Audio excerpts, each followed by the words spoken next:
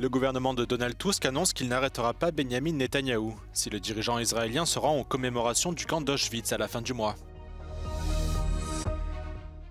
En Autriche, Alexander Schallenberg a été investi chancelier par intérim. Après l'échec à former un gouvernement, son parti veut négocier avec l'extrême droite. Le récent débat entre Elon Musk et la chef du parti d'extrême droite allemand AfD inquiète les ONG. Elles estiment que les super riches peuvent avoir un impact néfaste sur la démocratie. Des milliers de Slovaques ont de nouveau manifesté contre le Premier ministre Robert Fico à Bratislava vendredi, après ses menaces de réduire l'aide accordée à plus de 130 000 réfugiés ukrainiens. Les nouvelles règles de modération de contenu de Meta enfreignent-elles la loi sur les services numériques ?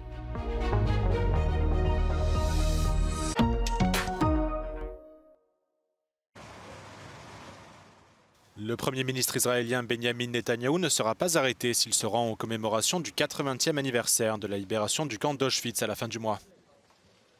C'est ce qu'a assuré le gouvernement polonais de Donald Tusk dans une résolution adoptée jeudi, à la demande du président sortant Andrzej Duda.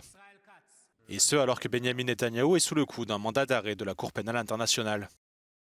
W związku z planowanymi w dniu 27 stycznia uroczystościami 80. rocznicy wyzwolenia byłego niemieckiego nazistowskiego obozu koncentracyjnego i zagłady Auschwitz-Birkenau w Oświęcimiu, wraz z obchodzonym także w tym dniu na świecie Międzynarodowym Dniem Pamięci o ofiarach Holokaustu, rząd Rzeczypospolitej Polskiej oświadcza, iż zapewni wolny i bezpieczny dostęp i udział w tych obchodach najwyższym przedstawicielom państwa Izrael.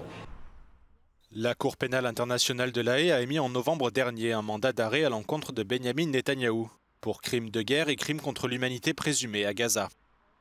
Les pays membres de la CPI, dont fait partie la Pologne, sont en principe tenus de détenir les personnes visées par un tel mandat si elles posent le pied sur leur territoire. En pratique, toutefois, la Cour n'a aucun moyen de faire respecter cette obligation.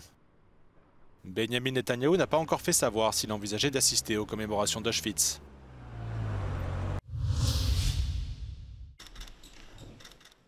Le ministre autrichien des Affaires étrangères, Alexander Schallenberg, a prêté serment ce vendredi à Vienne en tant que chancelier par intérim en attendant la formation d'un nouveau gouvernement.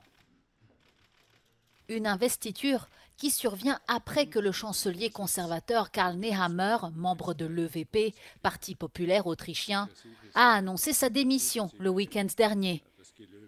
Quelques jours plus tôt, celui-ci avait échoué à former un gouvernement de coalition.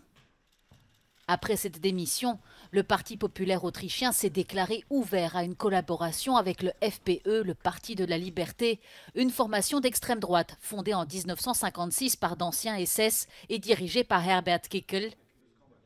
Le chancelier par intérim a d'ailleurs annoncé son intention de rencontrer le leader extrémiste, ancien ministre de l'Intérieur, connu pour ses positions pro-russes et anti-migrants. Après le débat organisé entre le milliardaire Elon Musk et la co-dirigeante de l'AfD Alice Weidel sur X jeudi soir, les inquiétudes concernant son impact sur les élections législatives allemandes se multiplient. À 6 semaines du scrutin, les ONG tirent la sonnette d'alarme sur l'influence des super riches, parmi elles Lobby Control qui se demande si ces discussions et publications sur les réseaux sociaux comptent comme des dons. Wir sehen hier tatsächlich sogar Alarmstufe Rot, denn Musk hat sich massiv in den US-Wahlkampf eingemischt mit sehr viel Geld und hat jetzt eben auch in UK angekündigt, 100 Millionen US-Dollar spenden zu wollen an eine rechte Partei. In Deutschland ist das formal nicht erlaubt, eben weil Spenden aus dem Nicht-EU-Ausland verboten sind. Aber wenn Musk das wirklich machen will, dann gibt es da Wege, das zu umgehen. Zum Beispiel über undurchsichtigere Vereinskonstrukte oder über Tesla Deutschland, das müsste man sich genau anschauen, ob das nicht möglich wäre. Les ONG s'inquiètent de cette nouvelle menace qui pèse sur la démocratie. Und das zeigt eben, das deutsche System ist für so eine Art von Einflussnahme, wenn der reichste Mensch der Welt aus dem Ausland plötzlich massiv viel Geld in das deutsche Parteiensystem pumpen möchte, nicht gewappnet. Lobby Control exhorte donc l'Allemagne à introduire le plus rapidement possible un plafonnement des dons politiques. Und wir müssen uns halt entscheiden. Entweder wir haben Superreiche oder wir haben eine Demokratie. Beides zusammen funktioniert nicht. Mais est-ce déjà trop tard pour ces prochaines élections allemandes ?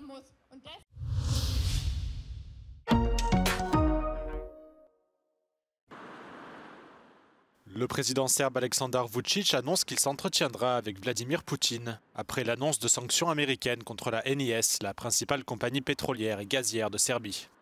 Washington aurait en effet exigé du géant russe de l'énergie Gazprom qu'il se retire complètement de la NIS, qu'il possède actuellement en majorité. La Serbie ne détient quant à elle qu'un peu moins de 30% de l'entreprise. Ali prema onome što smo vidjeli, to je remove, a ne reduce. Dakle, oni ne dozvoljavaju mogućnost da bude 49% ili nešto manje procenata ruskog kapitala, već potpuni izlazak ruskog interesa iz NIS-a. NIS će moći da nastavi samo redovno da posluje, a sa planom vlasničke transformacije bismo morali da krenemo odmah. Les prochaines discussions d'Aleksandar Vučić avec Vladimir Poutine concerneraient l'achat par la Serbie des parts russes dans la société. Jusqu'à présent, Belgrade bénéficiait d'un avantage concurrentiel grâce à l'accord qu'elle avait conclu avec Moscou. Les nouvelles sanctions risquent donc de porter un coup sévère à l'économie du pays.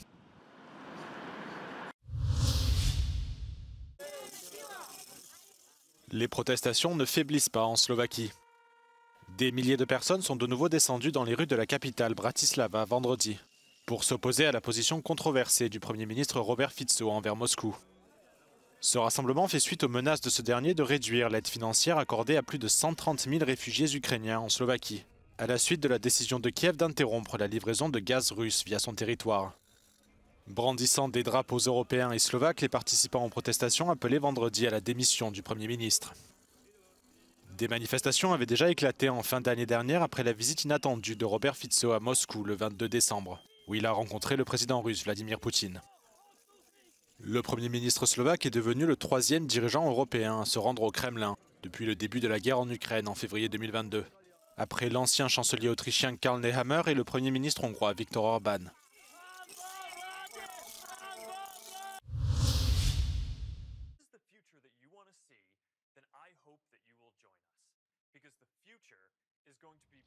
L'Union européenne suit de près les décisions prises par les géants du web ces dernières semaines. Les sorties d'Elon Musk, le patron de X, provoquent une levée de boucliers en Europe. Les changements de modération de contenu annoncés par Meta aux États-Unis soulèvent des interrogations chez les 27, bien qu'ils ne soient pas concernés. Mark Zuckerberg a annoncé le remplacement du fact-checking par des notes de communauté sur ses plateformes Facebook, WhatsApp et Instagram, au nom, dit-il, de la liberté d'expression. Si Meta était tentée de changer les règles du jeu en Europe, elle devrait au préalable fournir une analyse d'évaluation des risques à la Commission européenne. We don't say which content moderation policies very large online platforms have to put in place. It's their responsibility. If they want to rely fully on community notes, it is a possibility. Now, this possibility, whatever model a platform chooses, needs to be effective. And this is what we're looking at. Si une plateforme enfreint la loi sur les services numériques, une procédure formelle est ouverte. Si celle-ci aboutit à une décision de non-conformité et que la plateforme refuse toujours de rentrer dans les clous, les amendes peuvent atteindre 6% du chiffre d'affaires annuel mondial de l'entreprise. Cette procédure est critiquée pour sa lenteur. Toutefois, l'UE a d'autres cartes en main. There are other instruments that might come into play in extreme cases. I emphasize extreme.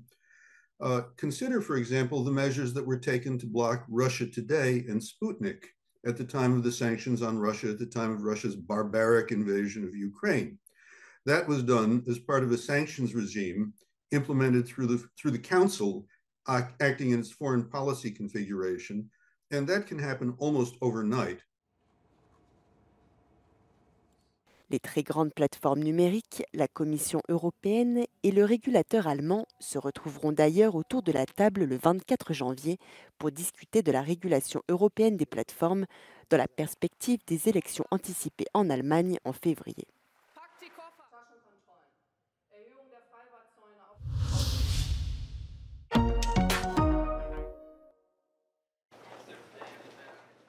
L'Italie affirme vouloir être un pont entre la Nouvelle-Syrie et l'UE. Le ministre italien des Affaires étrangères Antonio Tajani s'est rendu à Damas vendredi pour rencontrer le nouveau dirigeant Ahmed al-Shara et son ministre des Affaires étrangères Assad el-Shibani. Antonio Tajani affirme que l'Italie souhaite encourager une nouvelle phase dans la stabilité en Syrie et dans la région. et s'est exprimée en faveur de la levée des sanctions imposées au pays sous le régime de Bachar al-Assad. Vendredi matin, la chef de la diplomatie européenne, Kaja Kallas, a déclaré que les sanctions pourraient être assouplies en cas de progrès tangible en Syrie quant à un gouvernement inclusif qui respecte les minorités dans le pays. La visite d'Antonio Tajani intervient après celle de ses homologues français et allemands à Damas vendredi dernier. La première visite de ministres de grandes puissances européennes depuis la chute de Bachar al-Assad. Jean-Noël Barrot et Annalena Baerbock avaient alors déclaré vouloir promouvoir une transition pacifique et urgente au service de la stabilité régionale.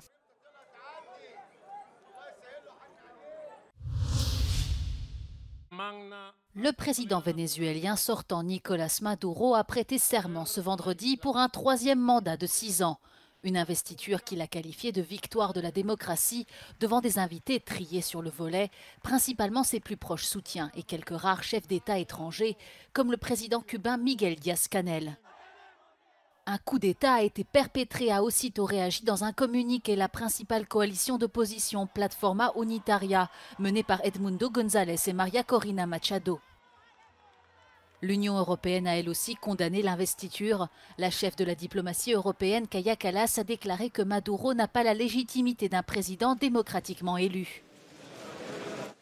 La présidente du Parlement européen, Roberta Metsola, s'est elle montrée beaucoup plus dure, affirmant que Maduro devrait être traduit en justice et non prêter un serment illégitime. Bruxelles a également annoncé des sanctions contre 15 personnes coupables de saper la démocratie, l'état de droit ou les droits humains dans le pays.